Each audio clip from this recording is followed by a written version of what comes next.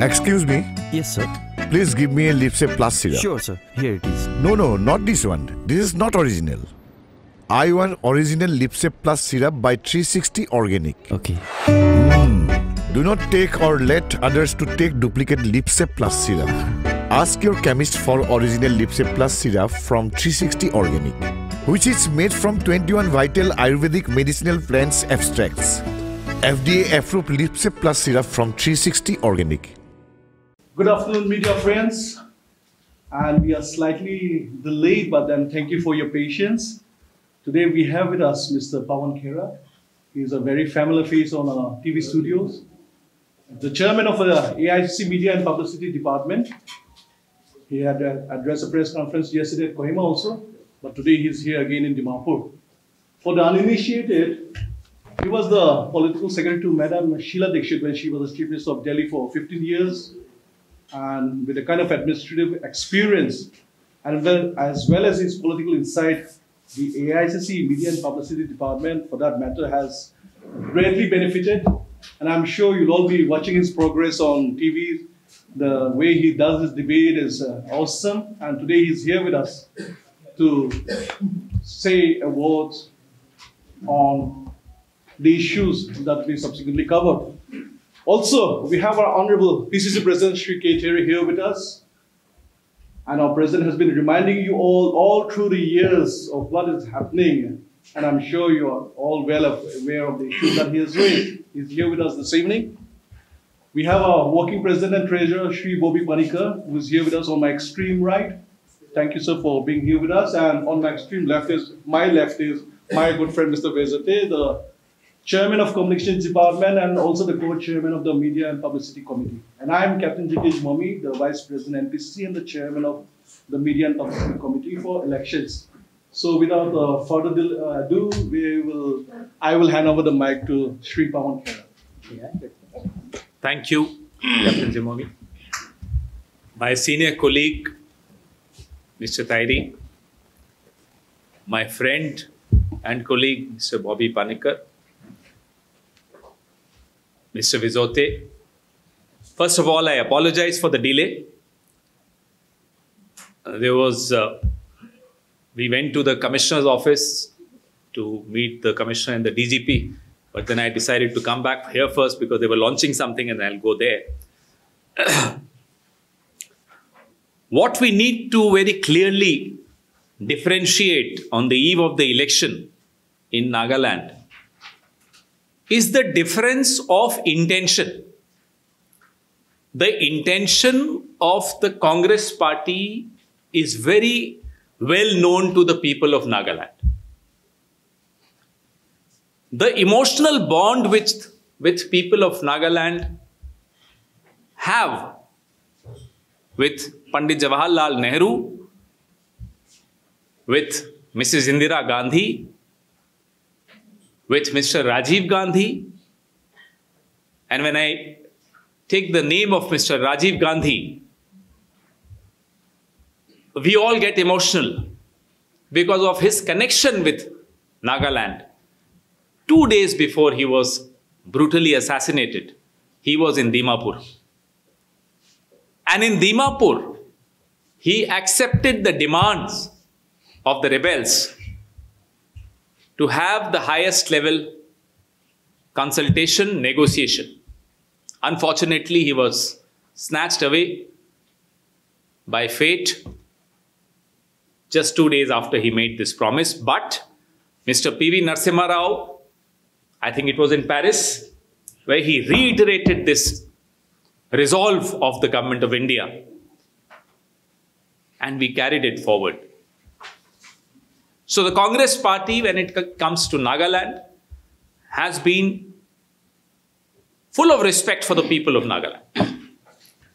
It was on 1st of August 1959 when Pandit Jawaharlal Nehru announced in the parliament the decision to convert the Naga Hills Tuensang area into the state of Nagaland. And then 1st of December 1963, of course, the beautiful state of Nagaland was born. That relationship which the Congress party has with the people of Nagaland can never be undermined, can never be taken lightly. Now you compare this intention of the Congress party vis-a-vis Nagaland with the intention of the BJP and the puppets of the BJP who currently rule the state, Mr. Rio.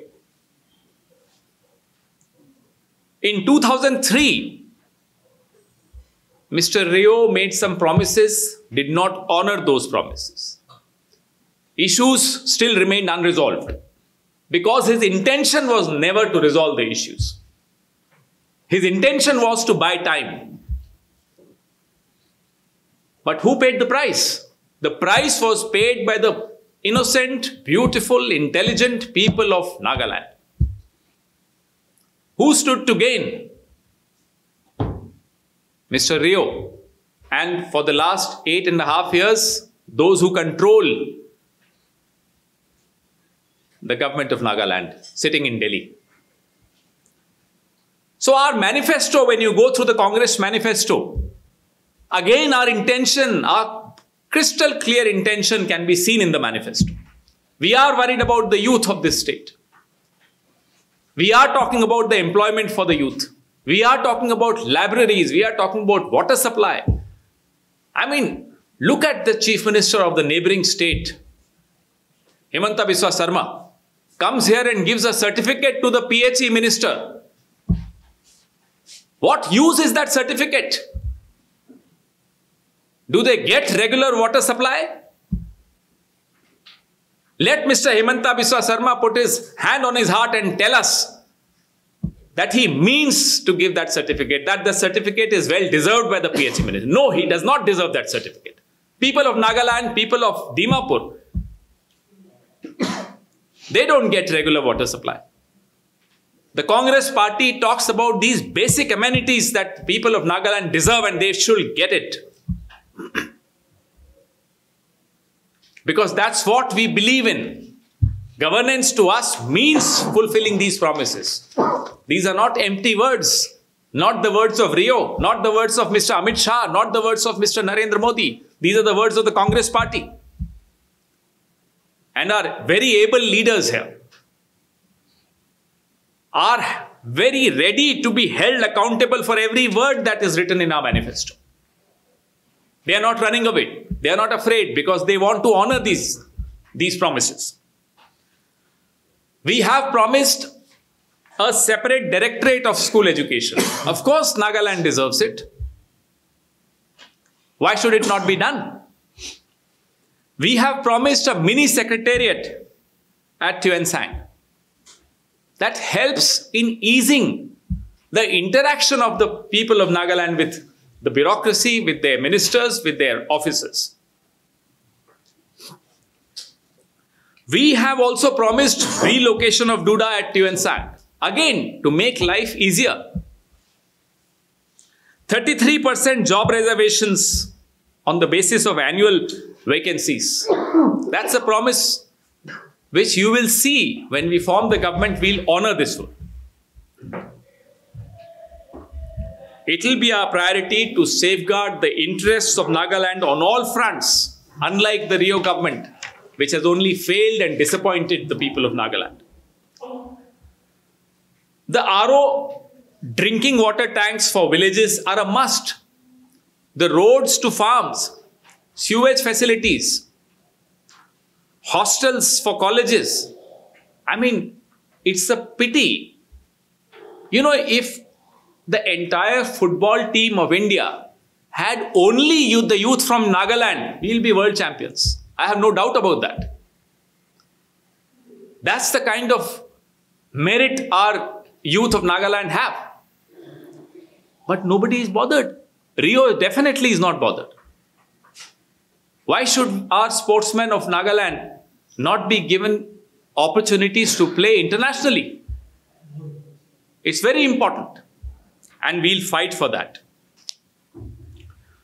The thousands of crores of money that we all know who has swallowed in this state, that man will be held accountable. We promise you that. I'll come back again when we have our government, and we'll make sure that the guilty are punished and the money which belongs to the people of Nagaland is returned to the people of Nagaland. That's a promise which we are making today. The honest people of Nagaland know who is lying and whose words have value. We are sure that they'll vote responsibly and they'll vote for change. Thank you. Your questions. Elections, or you are looking long term? We are absolutely confident of winning the elections, forming a government and delivering good governance to the state of Nagaland. Absolutely confident. People are ready for a change. People want a change. And the change will be brought by the people of Nagaland along with the Congress party. So with the number of candidates you are fielding, you are confident that you will? Absolutely, yes.